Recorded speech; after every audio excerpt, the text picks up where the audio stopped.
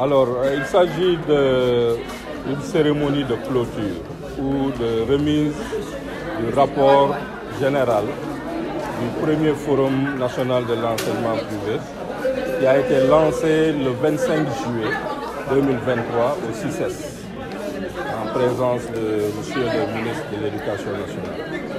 Et durant ces 4 mois, je dirais, nous avons sillonné le pays à travers 4 pôles régionaux où nous avons tenu des assises avec tous les acteurs de l'éducation sur les problématiques qui concernent l'enseignement privé.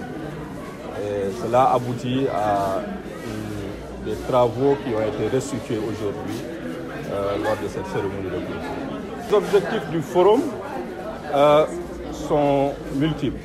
D'abord, c'est de poser les diagnostics sur l'enseignement privé. Nous savons que l'enseignement privé accompagne le secteur public de l'éducation depuis bien avant même les indépendances. Donc nous pouvons évidemment dire que l'enseignement privé précède l'enseignement public au Sénégal. Et depuis quand même les années 90, avec la loi de libéralisation de 1994, il y a eu une prolifération des écoles privées. Et aujourd'hui, nous ne sommes pas près de moins de 30% d'effectifs d'élèves scolarisés. Et cela n'est pas négligeable. Et c'est pourquoi aujourd'hui, nous avons posé les diagnostics pour voir quelles sont nos forces réellement et quelles sont nos faiblesses. Et voir comment transformer ces faiblesses, les améliorer pour un peu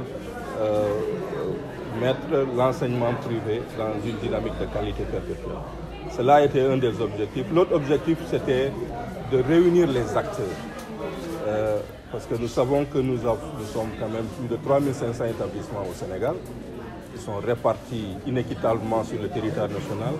Il fallait aujourd'hui réunir tous les acteurs des différentes zones et c'est la première fois que nous y arrivons à travers ce forum.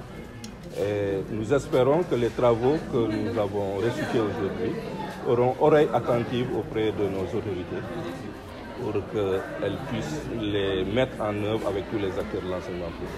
Des thèmes plutôt. Nous avons plusieurs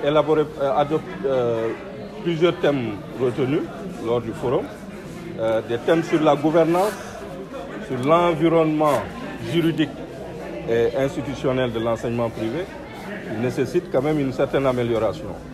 Nous savons, malgré le poids de l'enseignement privé, aujourd'hui au ministère de l'Éducation nationale, il n'y a qu'une division qui la gère. Et cela est quand même une division qui manque de moyens, qui manque de beaucoup de moyens aussi bien financiers que de ressources humaines pour que les politiques en matière d'éducation soient mises en œuvre avec le privé. Donc nous avons discuté des problèmes de gouvernance. Aujourd'hui, beaucoup de lois, beaucoup de textes adoptés gouvernent l'enseignement privé, datent des années 90. Aujourd'hui, nous savons que la réalité exige que ces textes soient réformés. Nous avons aussi parlé de financement de l'enseignement privé, parce que c'est le nœud gordien. Aujourd'hui, l'enseignement privé bénéficie de très peu d'appui de la part de l'État. Il n'y a que quelques 500 établissements qui sont subventionnés sur les 3500. Et aujourd'hui, nous poursuivons une mission de service public. C'est le domaine régalien de l'État d'éduquer et de former les enfants de ce pays. Mais nous appuyons l'État dans sa mission régalienne et nous ne pouvons que demander à l'État d'augmenter l'appui qu'il apporte aux établissements privés. Et nous avons aussi exploré d'autres types d'appui qui ne sont pas ceux de l'État pour soulager quand même les ménages qui prennent en charge presque la totalité des frais d'études de leurs enfants. Nous avons aussi parlé de capital humain. Quand on parle de capital humain, ce sont les ressources humaines à notre disposition et qui permettent de poursuivre cette mission justement de service public qui est l'éducation.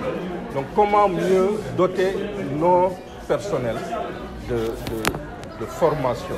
Comment l'État, nous savons que les structures étatiques en matière de formation aujourd'hui, que sont la FASTEF, les CRFPE, ne permettent pas facilement au secteur privé d'envoyer des personnels pour leur formation.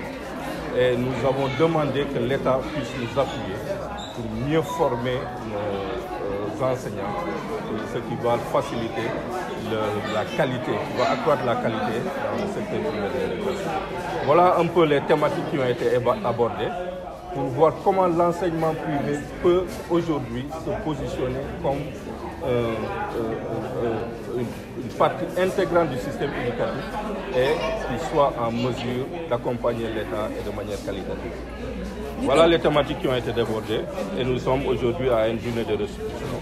Les conclusions, d'abord, c'est une satisfaction de voir que pendant 4 mois, les acteurs se sont mobilisés à travers tous les pays pour participer à ces assises, à ces discussions.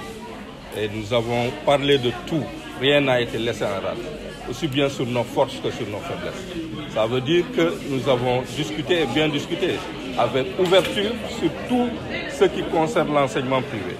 Parce qu'il y a quand même des goulots d'étranglement, il y a des faiblesses que nous devons mettre à nu et trouver des solutions pour les améliorer.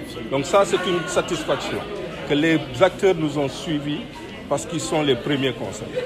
Satisfaction aussi que l'État du Sénégal nous a quand même appuyé lors du lancement. Il y a eu la présence du monsieur le ministre de l'Éducation nationale sur instruction du président de la République qui nous a aussi appuyé financièrement. Cela veut dire que nos autorités sont attentives à nos travaux et cela est un motif de satisfaction. Enfin, nous avons un espoir que les conclusions soient bien appréhendées par nos autorités, qui puissent travailler avec les acteurs concernés pour leur mise en œuvre.